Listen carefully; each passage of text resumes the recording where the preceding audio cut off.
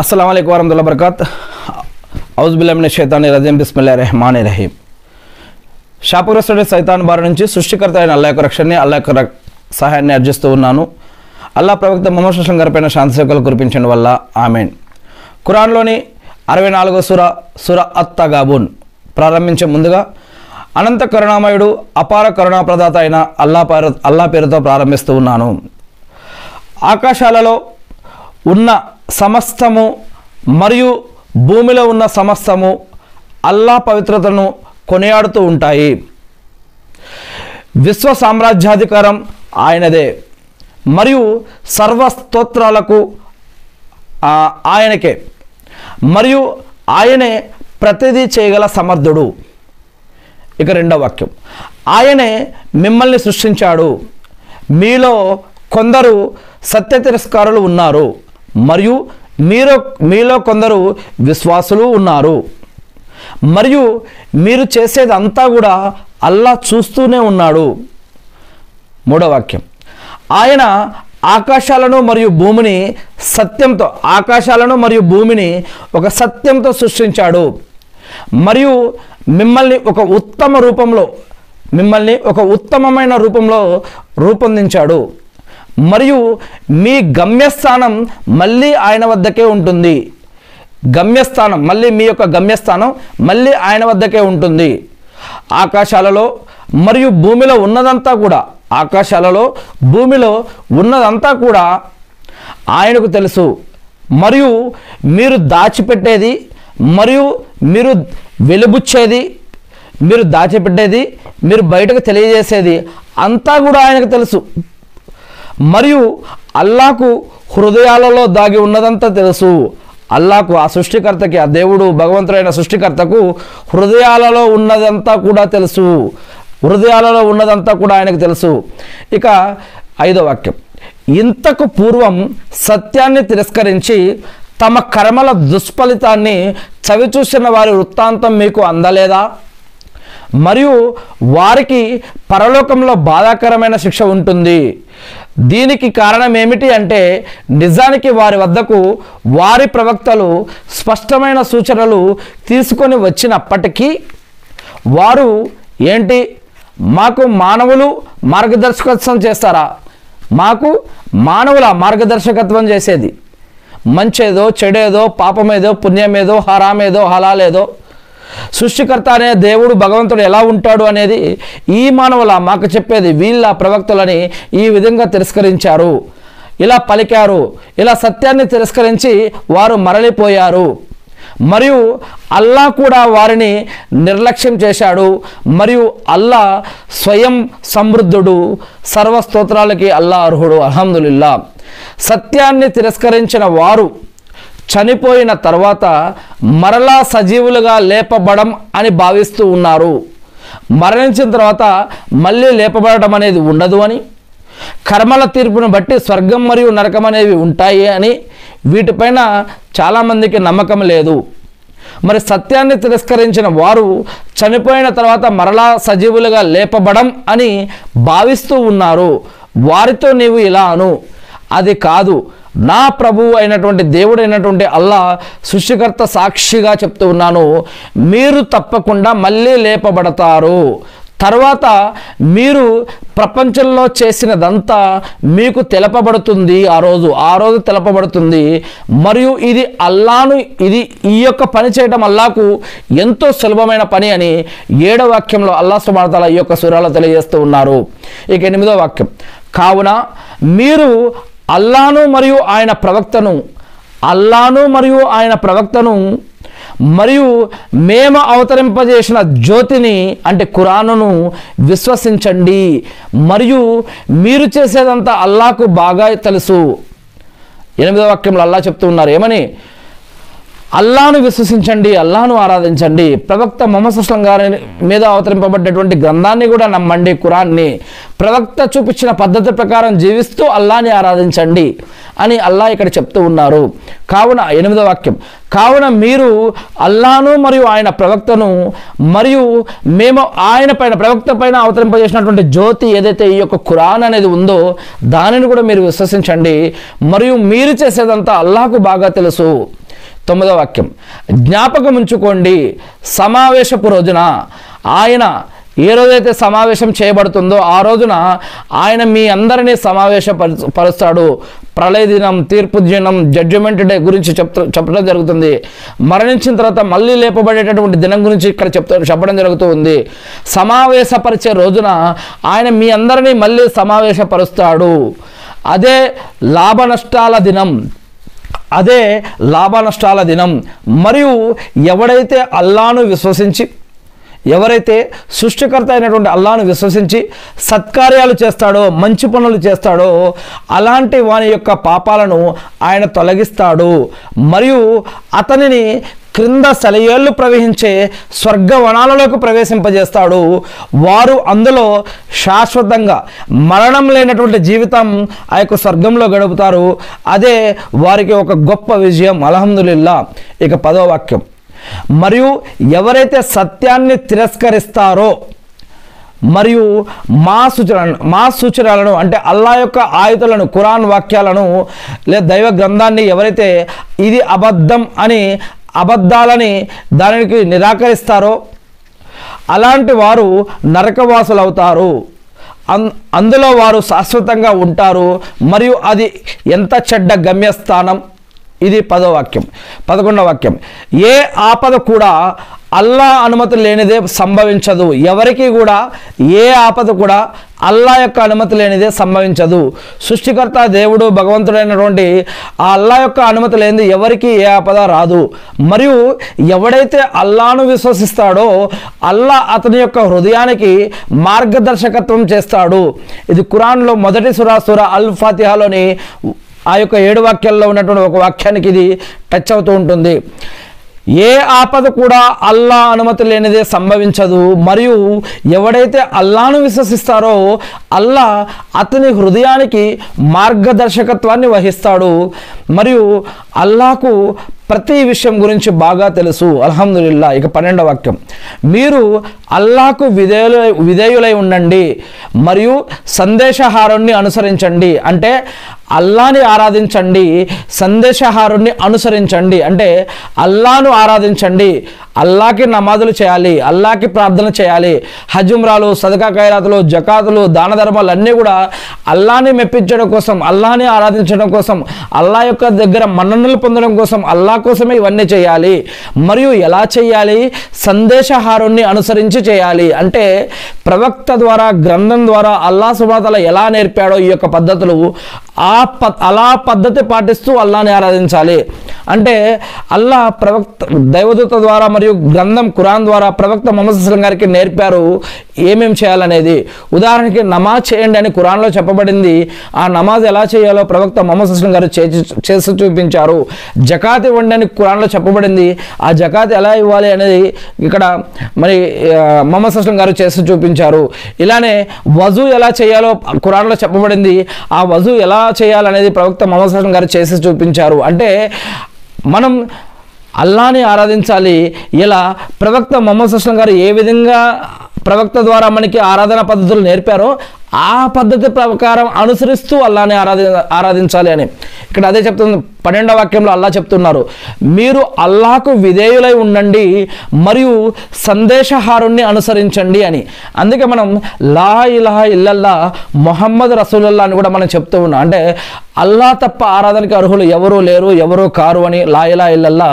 ముహమ్మద్ రసూలుల్లాహ్ అంటే ముహమ్మద్ అనేటటువంటి ఆయన ఒక మానవుడు. ఆయన్ని అల్లా ప్రవక్తగా ఎన్నుకున్నాడు. ఈ యొక్క మానవుడైనటువంటి ఈ యొక్క ప్రవక్త ఈయన అల్లా యొక్క దాసుడు, అల్లా యొక్క భక్తుడు అని నేను సాక్ష్యమిస్తూ ఉన్నాను. ఈయన ఎవరి భక్తుడు అంటే ఈ యొక్క లా ఇలాహా ఇల్లల్లా యొక్క భక్తుడు. అంటే అల్లా యొక్క భక్తుడు. అల్లా తప్ప ఆరాధనకి అర్హులు ఎవరూ లేరు, ఎవరూ కారు. ప్రవక్త ముహమ్మద్ సల్లల్లాహు అలైహి వసల్లం గారు ఒక మానవుడు, ఆయన ఒక ప్రవక్త, ఆయన అల్లా యొక్క దాసుడు అని సాక్ష్యమిస్తూ ఉన్నాము. ఈ దీనినే లా ఇలాహా ఇల్లల్లా ముహమ్మద్ రసూలుల్లాహ్ అని చెప్తాం. అందుకే ఇక్కడ అల్లా చెప్తున్నారు 12వ వాక్యంలో ఈ యొక్క సూరాలో, మీరు అల్లాకు విధేయులై ఉండండి, అల్లాని ఆరాధించండి, అల్లాని నమ్మండి, అల్లాని మొక్కండి.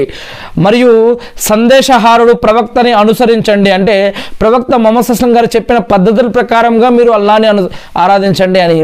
ఒకవేళ మీరు మరలిపోతే తెలుసుకోండి, మీరు గనక మరలిపోతే గనక తెలుసుకోండి, నిజానికి మా సందేశహారుని యొక్క బాధ్యత ఏంటి, ప్రవక్త యొక్క బాధ్యత ఏమిటి అంటే కేవలం ప్రవక్త ముహమ్మద్ సల్లల్లాహు అలైహి వసల్లం గారి పైన అవతరింపబడుతున్నటువంటి వహీ రూపంలో అవతరించబడుతున్నటువంటి ఈ యొక్క ఖురాన్ అనే గ్రంథం ఏదైతే ఉందో దీనిని స్పష్టంగా ప్రజలకు అందజేయటం, ప్రజలకు తెలియచేయటం వరకే ఆయన యొక్క బాధ్యత అని. సందేశహారుని యొక్క బాధ్యత కేవలం సందేశాన్ని, దైవ సందేశాన్ని అంటే అల్లా యొక్క సందేశాన్ని ప్రజలకు తెలిపి వదిలేయటం, ప్రజలకు అందజేయటం, ప్రజలకు తెలియచేయటమే ఈ యొక్క ప్రవక్త యొక్క బాధ్యత అని అల్లాహ్ సుబ్హానహు వ తఆలా యొక్క 12వ వాక్యంలో చెప్తున్నారు. 12వ వాక్యాన్ని నేను ఇంకొకసారి చదివి వినిపిస్తూ ఉన్నాను. మీరు అల్లాహకు విధేయులై ఉండండి మరియు ప్రవక్త మరియు సందేశహారుణ్ణి అనుసరించండి. ఒకవేళ మీరు మరలిపోతే తెలుసుకోండి, నిజానికి నిజానికి మా సందేశహారుని యొక్క బాధ్యత అంటే ప్రవక్త యొక్క బాధ్యత కేవలం మా సందేశాన్ని అంటే అల్లాహ్ యొక్క సందేశాన్ని మీకు స్పష్టంగా అందజేయటం మాత్రమే. 13వ వాక్యం, అల్లాహ్ ఆయన తప్ప మరొక ఆరాధ్యుడు లేడు మరియు విశ్వాసులు కేవలం అల్లాహ్ మీద నమ్మకం ఉంచుకోవాలి. మరి నేను బాబాలని, సమాధులని, తావీజులని, ఫోటోలని, బొమ్మలని వాటిని కూడా నమ్ముతాను, వాటిని కూడా విశ్వసిస్తాను అని అంటే మరి ఇక్కడ అల్లాహ్ ఏం చెప్తున్నారు చూడండి. 13వ వాక్యం ఈ యొక్క సూరాలో 64వ సూర 13వ వాక్యంలో అల్లాహ్ చెప్తూ ఉన్నారు, అల్లా సృష్టికర్త, దేవుడు, భగవంతుడు, లా ఇలాహ ఇల్లల్లా, అల్లా తప్ప ఆరాధనకు అర్హులు ఎవరూ లేరు, ఎవరూ కారు, ఆయన అల్లా, ఆయన తప్ప మరొక ఆరాధ్యుడు లేడు. మరియు నిజమైన విశ్వాసులు మరియు నిజమైన ముస్లింలు, నిజమైనటువంటి భక్తులు అల్లా మీదే నమ్మకం ఉంచుకోవాలి, అల్లా మీదే నమ్మకం ఉంచుకోవాలి. ఇది నేను చెప్తున్నటువంటి వాక్యం కాదు, ఖురాన్లో మరి 64వ సూరాలో 13వ వాక్యంలో ఉన్నటువంటి వాక్యం. మనకి ఇతర ముస్లింలు ఎలా జీవిస్తున్నారు అన్నది మనకి ఇంపార్టెంట్ కాదు. ఇతర ముస్లింలు ఎక్కువ మంది సమాధుల దగ్గరికి వెళ్తున్నారా, తావీజులు నమ్ముతున్నారా, ఇంకెక్కడికన్నా వెళ్తున్నారా, ఇంకే వేటినన్నా నమ్ముతున్నారా అనేది అది ఇంపార్టెంట్ కాదు. మనకి ఖురాన్లో అల్లాహ్ ఏం చెప్పాడు, ప్రవక్త ముహమ్మద్ సల్లల్లాహు అలైహి వసల్లం గారు మనకి ఏం తెలియజేశారు, ఇది ఇంపార్టెంట్ మనకి.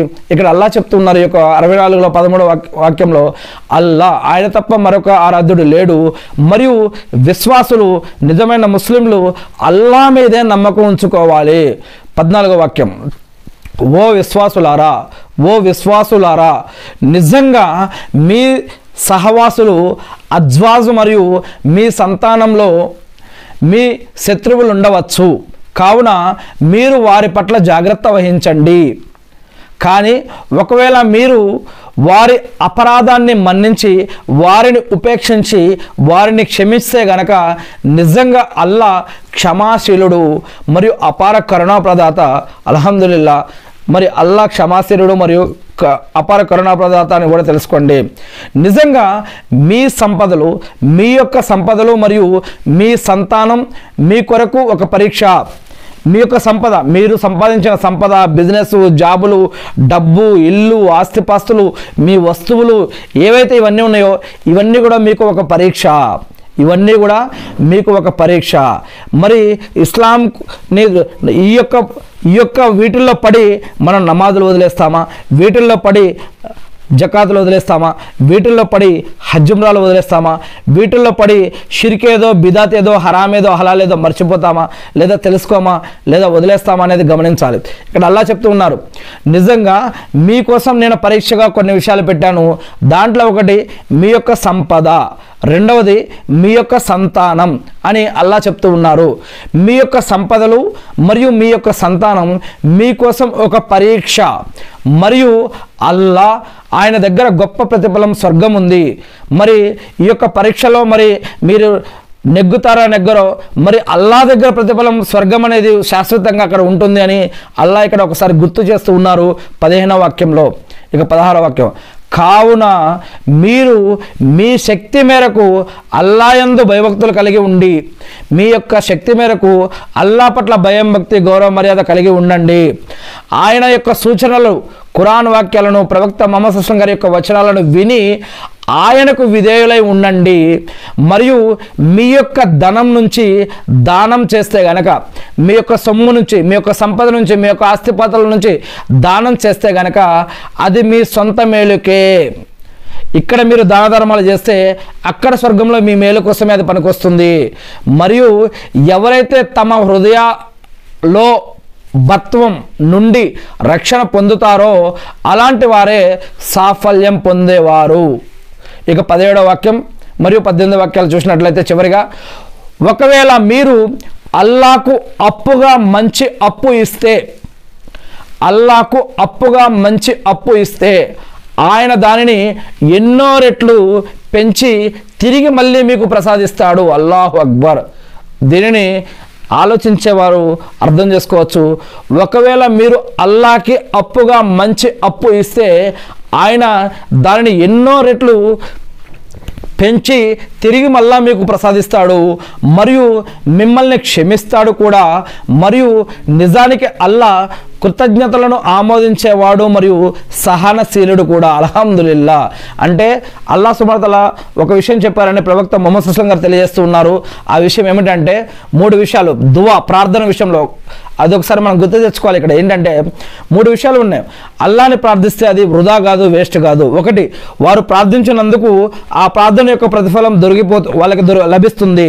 రెండవది, వారు అడిగింది మనం ఒకటి అడుగుతాం అల్లాని, అది లభించలేదేమో అని మనం అనుకుంటాం, కానీ దానికి బదులుగా అల్లాహ్ సుబ్హానహు వ తఆలా వేరే ప్రమాదం నుంచైనా మనల్ని రక్షిస్తాడు, లేదా దానికి బదులుగా మనకి ఏది మంచో దానినన్నా మనకిస్తాడు. మరి ఇక 3వది, దాని యొక్క ప్రతిఫలం మనం అడిగి దువా చేసినందుకు దాని ప్రతిఫలం మనకి ఇక్కడ లభించలేదని మనం అనుకున్నా కూడా ప్రళయదినం రోజు, ఆఖిరత్ రోజు అల్లా ఇలా అంటాడు, ఏమని, నీవు ప్రపంచంలో జీవించి ఉన్నప్పుడు నన్ను ప్రార్థించావు కదా, ఇగో దాని యొక్క ప్రతిఫలం, ఇగో ఈరోజు ఇది ఇది ఇది ఇది నీకు ఏది కావాలో తీసుకో, ఇది తీసుకో, ఇది తీసుకో అని ఆ రోజు ఈ విధంగా ఇక్కడ చేసిన దువాల యొక్క ప్రతిఫలం అక్కడ కూడా ఇవ్వటం జరుగుతుంది అని. ఇలా కొంతమందికి దువా అడిగితే అది ఇక్కడ నెరవేరటం జరుగుతుంది. కొంతమందికి ఆ దువాకి కొన్నిసార్లు ఆ దువాకి బదులుగా మరి మనం అడిగిన దానికి బదులుగా వేరే దాని నుంచి రక్షించడమో, లేదా దానికంటే ఉత్తమమైనది మనకి ప్రసాదించడమో జరుగుతుంది. లేదా దీని యొక్క ప్రతిఫలాన్ని ప్రళయదినం రోజు దానికి ఎన్నో రెట్లుగా మనకి తిరిగి ఇవ్వడమో జరుగుతుంది అని చెప్పడం జరుగుతుంది. ప్రవక్త ముహమ్మద్ సల్లల్లాహు అలైహి వసల్లం గారు చెప్పారని హదీసులో ఉంది. ఇక్కడ మనం ఈ యొక్క 17వ వాక్యంలో మనం చూస్తూ ఉన్నాం. ఏమని, ఒకవేళ మీరు అల్లాకు అప్పుగా మంచి అప్పు ఇస్తే ఆయన దానిని ఎన్నో రెట్లు పెంచి తిరిగి మీకు ప్రసాదిస్తాడు, మరియు మిమ్మల్ని క్షమిస్తాడు కూడాను. వాస్తవానికి నిజానికి అల్లా కృతజ్ఞతలను ఆమోదించేవాడు మరియు అల్లా సహనశీలుడు కూడా. అల్హమ్దులిల్లా. ఆయన అగోచర మరియు గోచర విషయాలన్నీ బాగా తెలిసినవాడు. రహస్య విషయాలు మనం చెప్పేవి, మనం చెప్పనివి, మన లోపల ఉన్నవి, మనం ఆలోచించేవి, ఆలోచించబోయేవి, ఆలోచించినవి, చీకట్లో చేసేవి, వెలుతురులో చేసేవి, అడవిలో చేసేవి, సముద్రంలో చేసేవి, కొన్ని లక్షల కోట్ల మధ్యలో ఉండి చేసేవి, ఒంటరిగా ఉండి చేసేవి, ఎక్కడ ఎలా ఉన్నా సరే ప్రతిదీ కూడా ఆయనకు తెలుసు అని అల్లా చెప్తూ ఉన్నారు. మరియు ఆయన అగోచర మరియు గోచర విషయాలన్నీ, కంటికి కనిపించేవి, కంటికి కనిపించనివి, ఊహించగలిగినవి, ఊహించలేనివి, ప్రతి ఒక్కరి అన్ని విషయాలు కూడా ఆయనకు తెలుసు అని, తెలిసినవాడు అని, అపార శక్తి సంపన్నుడు అని, మహా వివేకవంతుడు, అపార శక్తి సంపన్నుడు మరియు మహా వివేకవంతుడు అల్లా అని ఇక్కడ 18వ వాక్యంలో తెలియజేయడం జరుగుతూ ఉంది. అల్హమ్దులిల్లా. ఇలా ఖురాన్లోని యొక్క సూరాలోని 18 వాక్యాలను మనం చూడటం జరిగింది. ఇలా అనేక సూరాలు ఖురాన్లో మొత్తం 114 సూరాలు ఉన్నాయి, మరియు 6236 వాక్యాలు ఉన్నాయి. ఈ యొక్క 114 సూరాలని 30 భాగాలుగా విభజించడం జరిగింది. నేను ఆ సృష్టికర్త అయిన అల్లాని ప్రార్థిస్తూ ఉన్నాను. అల్లా, మీరు ప్రవక్త ముహమ్మద్ సల్లల్లాహు అలైహి వసల్లం గారి ద్వారా మాకు జీవన మరియు ఆరాధన పద్ధతుల కోసం ఏదైతే ఇచ్చారో ఆ యొక్క ఖురాన్ మరియు హదీసులను మేము తెలుసుకుని, నేర్చుకుని, అర్థం చేసుకుని, గుర్తుపెట్టుకుని వాటి ప్రకారం మేము జీవిస్తూ మిమ్మల్ని ఆరాధిస్తూ తెలియని ఇతర మా సోదరులకు కూడా తెలిపే భాగ్యాన్ని మాకు ప్రసాదించడం వల్ల ఆమేన్. అల్లా, మీరు ఈ సృష్టిలో సృష్టించిన అన్ని రకాల కీడుల నుంచి, సైతాన్ నుంచి, జిన్నాతుల నుంచి, దిష్టి నుంచి, షిర్కు నుంచి, బిదాత్ నుంచి, అంటురోగాల నుంచి, ఆపదల నుంచి, ఇబ్బందుల నుంచి, వడ్డీ నుంచి, ప్రాణం పోయేటప్పుడు బాధ నుంచి, సమాధి శిక్షల నుంచి, దజ్జాల ఉపద్రవాల నుంచి, అనుమానాలు మరియు అప్పుల నుంచి, అపనిందల నుంచి, అల్లా వీటన్నిటి నుంచి కూడా మమ్మల్ని, మా కుటుంబ సభ్యుల్ని, మీ యొక్క దాసులని, ఈ ప్రసంగం వింటున్న వారిని, ఈ ప్రసంగాన్ని ఇతరులకు చేర్చే వారికి, వారందరికీ కూడా వీటన్నిటి నుంచి కూడా కాపాడడం వల్ల, మరియు వీరినే కాకుండా వల్ల నీకు ఎవరైతే నమాజులు, ఉపవాసాలు, జకాతులు, సదకా ఖైరాతులు, హజ్ ఉమ్రాలు చేసి ఉన్నారో, ఖురాన్ పఠనం ఎవరైతే చేస్తున్నారో, మొహమ్మద్ సుస్లం గారి మీద ఎవరైతే దరూద్ పంపిస్తున్నారో, ఎవరైతే మిమ్మల్ని షిర్క్ మరియు బిదాత్ లేకుండా మిమ్మల్ని ఆరాధిస్తూ ఉన్నారో, అటువంటి ప్రతి ఒక్క దాసుడి తరపున కూడా మరణించిన వారు, ఇప్పుడున్నవారు, రాబోయేవారు, అన్ని తరాల వారి తరపున కూడా మిమ్మల్ని అర్జిస్తూ ఉన్నాను, మిమ్మల్ని ప్రార్థిస్తూ ఉన్నాను, మా అందరి కోసం కూడా మిమ్మల్ని ప్రార్థిస్తూ ఉన్నాను వల్ల ఆమేన్. ఏ హృదయం అయితే వల్ల మిమ్మల్ని తప్పిస్తుందో, ఏ హృదయం అయితే వల్ల మీ గురించి ఆరాధిస్తుందో, మిమ్మల్ని అర్థిస్తుందో, ఏ హృదయం అయితే మీ గురించి సమయాన్ని, సంపదని ఖర్చు పెడుతూ ఉన్నారో, జ్ఞానాన్ని ఖర్చు పెడుతూ ఉన్నారో, మరి అనేక కష్టాలు, నష్టాలు, బాధలు, ఇబ్బందులు అనుభవిస్తూ కూడా ఎవరైతే మిమ్మల్ని ఆరాధించడం కోసం అనుక్షణం కష్టపడుతూ ఉన్నారో, ఆలోచిస్తూ ఉన్నారో, అటువంటి నీ యొక్క ప్రతి దాసుడి తరపున మిమ్మల్ని ప్రార్థిస్తూ ఉన్నాం వల్ల మీ ప్రవక్తలపైన, ప్రవక్తల యొక్క సహవాలపైన, వారి కుటుంబ సభ్యులపైన, వల్ల మీరు మెచ్చిన మీ సజ్జనులందరిపైన కూడా శాంతి సేవకాలు కురిపించడం వల్ల, అల్లా మీరు ఏ దైవదూతల ద్వారా అయితే మా గురించి ప్రార్థన చేపిస్తూ ఉన్నారో ఆ ప్రార్థనలన్నింటినీ కూడా స్వీకరించండి వల్ల, మందరి యొక్క పాపాలను క్షమించండి వల్ల, మందరికి కూడా స్వర్గ భాగ్యాన్ని ప్రసాదించండి వల్ల, అల్లాహు అక్బర్. అల్లా మా యొక్క పాపాలను క్షమించండి వల్ల, అల్లా మీరు మా పైన ఉంచినటువంటి బాధ్యతలు నెరవేర్చడం కోసం కావాల్సిన ఉపాధిని, బరకత్ని, రక్షణని, సహాయాన్ని మా అందరికీ కూడా ప్రసాదించండి వల్ల ఆమీన్. అల్లా ఇబ్రాహీం అలైహిస్సలాం గారిపైన, ఆయన కుటుంబ సభ్యులపైన, ఆయన ఉమ్మతపైన శాంతి సేవకాలు కురిపించిన విధంగా అల్లా ప్రవక్త ముహమ్మద్ సల్లల్లాహు అలైహి వసల్లం గారిపైన, ఆయన కుటుంబ సభ్యులపైన, ఆయన ఉమ్మతపై కూడా శాంతి సేవకాలు కురిపించి మకామే ముహమ్మద్కు ప్రవక్తగానే వారసుని చేసి అంతిమ దినం రోజు వసీలతా స్థానాన్ని ప్రవక్త ముహమ్మద్ సల్లల్లాహు అలైహి వసల్లం గారికి ప్రసాదించండి వల్ల ఆమీన్. అల్లా ఎవరైతే ప్రార్థన చేయమన్నారో, ప్రార్థనలో గుర్తుపెట్టుకోమన్నారో, అల్లా ఎవరైతే ఇంకా ఈ ప్రసంగం వింటూ ఎవరైతే మా గురించి కూడా ప్రార్థన చేస్తే బాగుండు అని ఆలోచిస్తూ ఉన్నారో, అటువంటి వారందరి యొక్క ప్రార్థనలు కూడా మీ వద్ద అప్పగిస్తూ ఉన్నాం వల్ల మా అందరి యొక్క ప్రార్థనలు స్వీకరించి మా అందరికీ కూడా ఇహలోకంలో, సమాధి జీవితంలో, ప్రళయదినం రోజు పరలోకంలో కూడా కాపాడడం వల్ల, నరకం నుంచి రక్షించడం వల్ల, మా అందరికీ కూడా స్వర్గ భాగ్యాన్ని ప్రసాదించడం వల్ల, అలా మీ యొక్క దయానుగ్రహాల ద్వారా మేము ఏదైతే నమాజులు, ఉపవాసాలు, సదకా ఖైరాతులు ఏదైతే చేయగలిగామో, ఇంకా నీ దాసులు ఎవరైతే హజ్ ఉమ్రాలు కూడా, జకాతులు కూడా ఇచ్చి ఉన్నారో, అటువంటి వారందరి యొక్క మా అందరి యొక్క ఇబాదతులు స్వీకరించడం వల్ల, మా అందరి యొక్క పాపాలు క్షమించడం వల్ల, అలా ఇక ముందు కూడా మేము ఖురాన్ మరియు సున్నత్, ప్రవక్త ముహమ్మద్ సల్లల్లాహు అలైహి వసల్లం యొక్క సున్నత్ ఆధారంగా మీకు ప్రతిరోజు 5 నమాజులు చదివే భాగ్యాన్ని, ఖురాన్ చదివే భాగ్యాన్ని మా అందరికీ కూడా ప్రసాదించడం వల్ల, జకాతు, హజ్ ఉమ్రాలు కూడా చేసే భాగ్యాన్ని మా అందరికీ కూడా ప్రసాదించడం వల్ల, అలా మీరు సృష్టించిన అన్ని ఆపదల నుంచి మమ్మల్ని కాపాడడం వల్ల, ఎవరైతే ప్రార్థన ఆశిస్తూ ఉన్నారో అటువంటి ప్రతి ఒక్కరి తరపున మిమ్మల్ని ప్రార్థిస్తూ ఉన్నాం వల్ల, నీ దాసులు ఎవరెవరైతే మిమ్మల్ని అర్జిస్తూ ఉన్నారో వారందరి యొక్క ప్రార్థనలు కూడా స్వీకరించండి వల్ల ఆమీన్. అల్లాహు అక్బర్, అల్హమ్దులిల్లాహ్, సుబ్హానల్లాహ్, అల్లాహు అక్బర్, అష్హదు అన్ లా ఇలాహా ఇల్లల్లాహు వ అష్హదు అన్న ముహమ్మదన్ అబ్దుహు వ రసూలుహు. అల్లాహు అక్బర్.